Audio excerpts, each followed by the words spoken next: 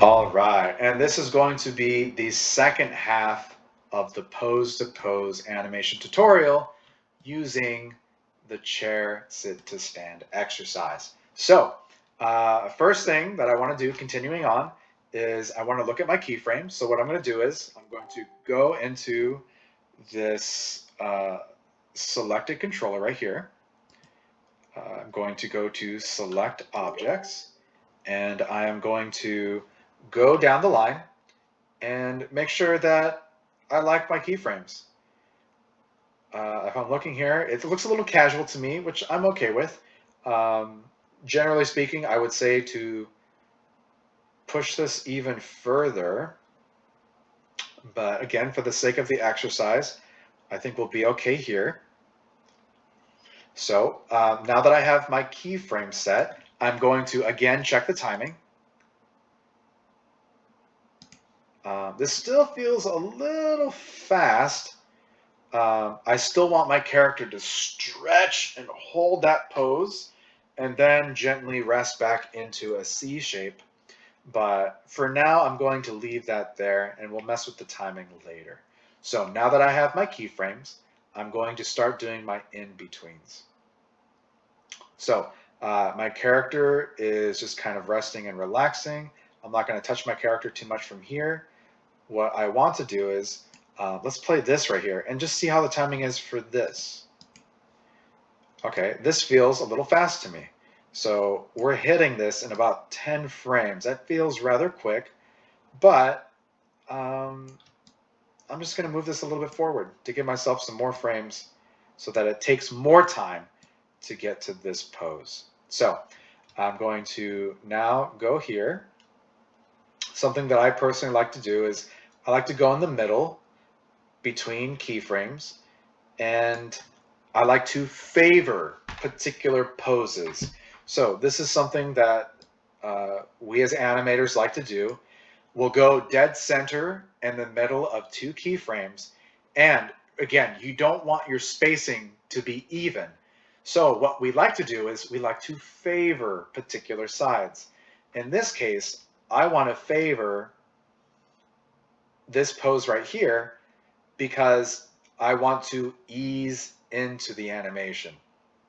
So I don't want to be closer to this pose. I want to be closer to this pose. So I'm going to go to the middle and I'm going to favor this pose. So I'm going to give myself a little rotation. I'm going to again make sure that I'm favoring this pose more than anything.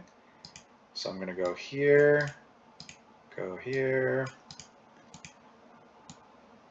and let's check. See? So because I'm doing this, the timing is almost already set up for me. This is pretty fun. Now, another option that I'm going to share with you is using the graph editor to make your favorings. So what I'm going to do is I'm going to select, again, all the keys, select object, and I'm going to delete all of the keys from this one, and I'm going to show you what I would do if I was to animate this using the graph editor. So again, just to show you what I'm doing, let me select all of my keys. Now, I'm going to select the middle of both of my keyframes. I'm then going to select my main controller. And if you can see, I'm rotating on the x-axis. And you can see right here in my graph editor, this is this key pose, and this next one is this key pose. So if I really want to, I can just press the S key, and automatically, you can see right here at the bottom, it creates a key for me on the rotate x-axis. So what I'm going to do is, again, I don't want to put it dead in the center because then that's same timing, and I really don't want to do that. So I want to favor my last pose because, again, I'm easing into this animation. So what I'm going to do is I'm going to select this key on frame 22.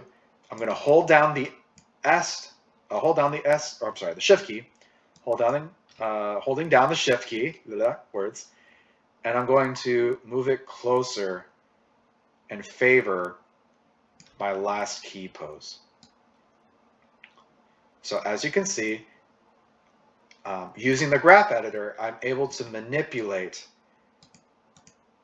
the controllers to give me a favor for the last frame. And I can do this for all the other frames.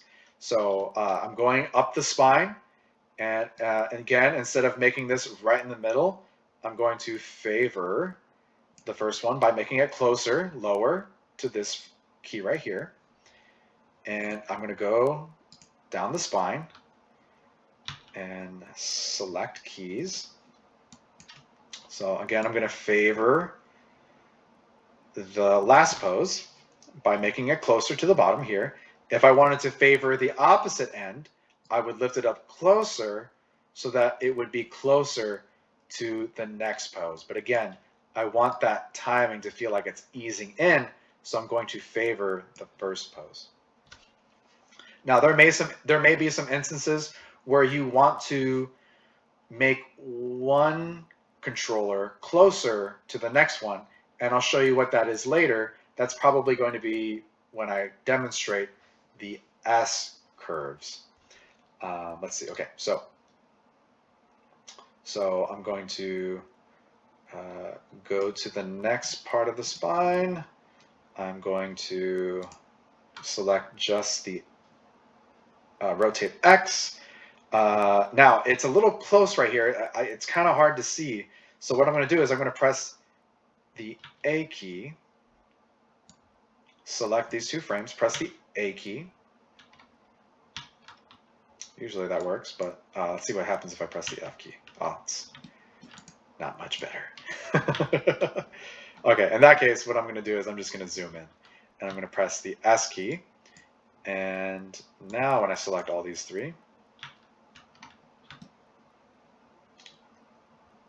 I'm going to zoom in, and I can manipulate easier that way. So again, I'm going to favor the last frame by making it a little bit closer. And now when I play this, the spacing and the timing feels correct. Remember, you don't want sameness in your timing and your spacing. You want to avoid that whenever possible. So as you can see, using the graph editor, I was able to do just that. And again, sometimes it's easier for me to utilize Maya because sometimes it's easier for me to see data.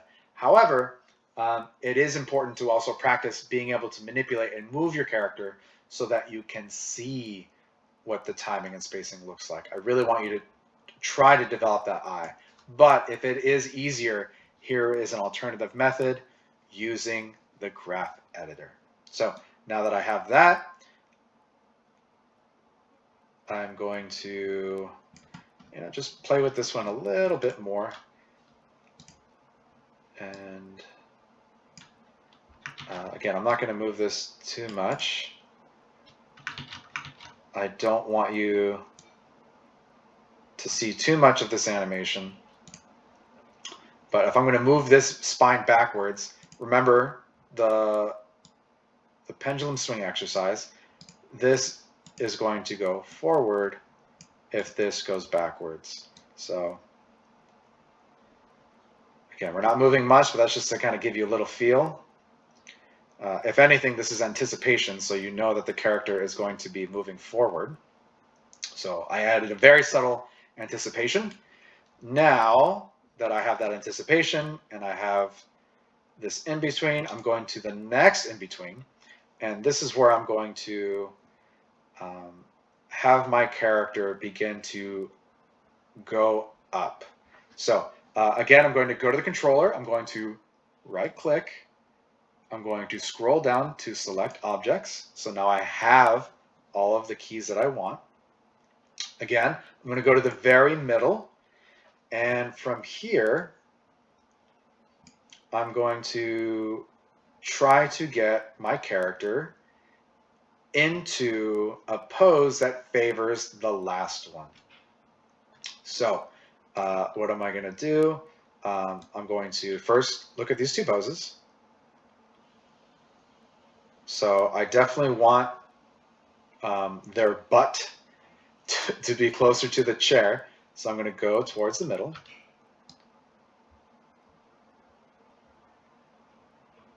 And you know what? This is going to be an instance where I'm going to want to look at some animation reference. So what I'm going to do is I'm going to quickly go on Facebook. And I'm going to view the reference that I have online, and I will link this reference down in the description of this video as well. So looking really quickly at my reference, again, I'm not completely comfortable about the body mechanics of the sit to stand. So what I'm going to do is I'm going to watch this video really quickly. If it decides to load. Oh man, commercials, my favorite. Okay, perfect. Okay, so now I'm going to go back frame by frame, and I'm going to see exactly what this person is doing. So let me go back to the beginning. And this is the importance of reference. So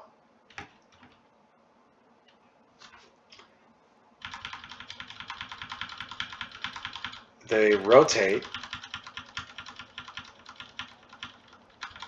And if you see the angle of the hips, the angle is still pointed down. So looking at that, I'm going to use that reference to now move my character. And because the rotation is still about the same, I don't want it to be exactly the same. So I'm going to rotate it a little bit forward. And then I'm going to move my character like so.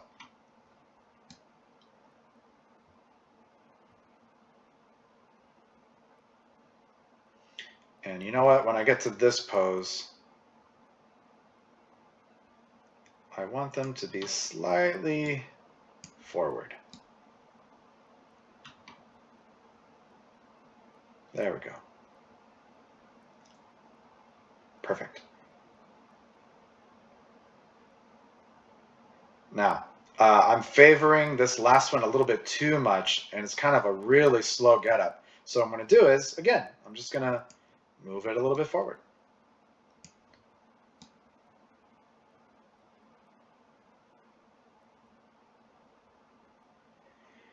Now, this is a particular time where I'm going to want to look at my motion trail. So if I look at my motion trail, again, if you haven't used the motion trail before, you're going to select the NURB control that you want to have a motion trail. I'm going to scroll up to the very top where it says visualize. I'm going to create an editable motion trail by clicking the box right next to it. When I click on that, I should get a box that says motion trail options. Now, for the time range, I personally pick time range over time slider, so I can select exactly what frames I want. End time is going to be 58 for me. And I can manipulate this and change this at any point in time. Next thing I'm going to do is go down to show frame numbers right below key size, click on that, and I'm going to create motion trail. So now, if we look at this, I've got a slight arc here, which is nice, but I think I'm going to experiment a little bit, and I'm going to move this down a little bit. And if you can see right here, in this case, I wouldn't have to use the graph editor because I have the motion trail to show me which side I'm favoring. So again, another option for how to animate. So now that I've got that curve, it actually feels a little bit smoother. So let me play that. It's kind of fun. I like it. So perfect. I'm favoring that side, feeling out the animation. So when I get to frame 41, again, I want to think about arcs. So let's see. If I'm stretching, I want my character to be stretching upwards, obviously. So I'm going to go to the middle of my 2 keyframes. I'm going to zoom in. And you could, if you wanted to, make this more subtle. So again, I want to make a curve. So I'm going to make this here. And then as my character is coming back down, I'm going to move my character back in space to give myself that curve. And as I add more in-betweens for my cleanup, I'm going to make a circular motion like so. So that when I go into auto tangent, Maya has more data to give me exactly what I want instead of having robotic movements, which is what we don't want. So now that I kind of have this, let's see, the timing looks good. So let's just see what this looks like. Oh, and if you can see right here, perfect. It's popping right now. So I do not want this popping sensation because it's very, very jarring when viewing the animation. So what I'm going to do is, I'm going to zoom in. I'm going to select the keys on the motion trail, and I'm going to lower those so that I do not get a popping sensation. So let's view that. Okay, actually it's too low now. So now what I'm going to do is I'm going to lower it at the highest point, which is frame 49. And I'm going to lower this until I eliminate, there you go, that pop. So now when I play this animation, it's not popping anymore. So another thing to keep in mind, it's not just the ultimate rig that you'll experience this. There's also a multitude of rigs that will do this as well. So something to keep in mind. So now that I have that,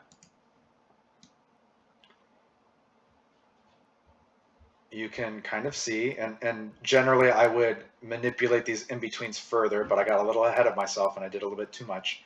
But you get the idea. There we go, we've got that now. So the last thing I want to do is I want to make sure that my keys shift between an S curve, a C curve with an S curve in between. So if you look here, my character is popping. It actually kind of looks like my character's dancing. Sweet, awesome. So, but that is not good because when we animate this, it's going to feel almost like a weird robotic whiplash. So to combat that, what I'm going to do is I'm going to create an S curve in between this frame and this frame. Now, just like I've mentioned before, this is a C curve. You can see that there is an implied C here. If I go to the next frame, there is another C. It's a lighter C, but you can see it here. So what I want to do is, between this frame and this frame, I want to make an S curve. And literally, it's simple as manipulating it so that it makes an implied S. So if you've ever done life drawing, you know what, oh man, the name escapes me. Line of action. You know what a line of action is if you've done life drawing. And that's why it's so important to study so many different facets of art, because it also ties in together with so many different areas as well, like animation. So now when I move this, it blends in together better.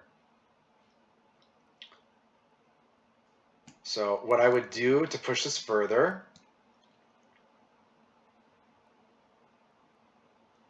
is I would get this main controller, and again I'm going to go into my translate. As you can see, the importance of making sure all of your keys are keyed on your keyframes, because look, I've got nothing there. So what I'm going to do is I'm going to select my objects, and I'm going to key every single keyframe that I have made so that I know every single key has every single controller included in it. So when I go to manipulate it here in the graph editor, it's just so much easier. So what I'm going to do is I'm going to select the main controller. I'm going to select only the rotate X. I see this is my middle frame in between 51 and 58. So what I'm going to do is, again, I'm going to manipulate this so it's even.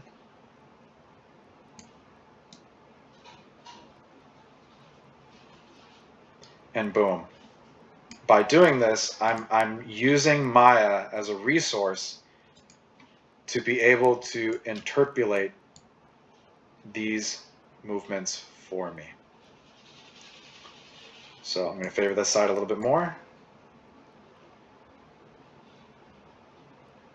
And you see the benefit of the S pose is that it's no longer popping. It's still popping a little bit, but it's moving at a much better rate. So I'm going to move this a little bit forward more to get that more implied S. It's a very subtle S. But do you see it's far less poppy now as a result, because I'm easing those C curves with an S curve in the middle. You have no idea how excited I am to share this. This isn't something that I learned until after I graduated college, and it's been immensely helpful for body mechanics. So that is how you would make an S curve. And so that is the general gist of what I would do. Of course, I would go in and I would clean up these frames a little bit further. If I were to do a little bit more animation on this, I would go in between more of these frames. So in between these two frames, and again, I would favor one side more than the other. So we have that favored.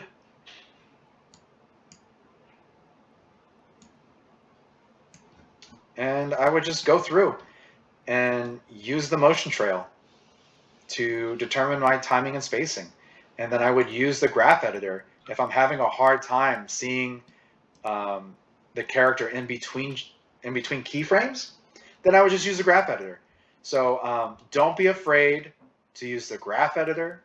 Don't be afraid to use the motion trail.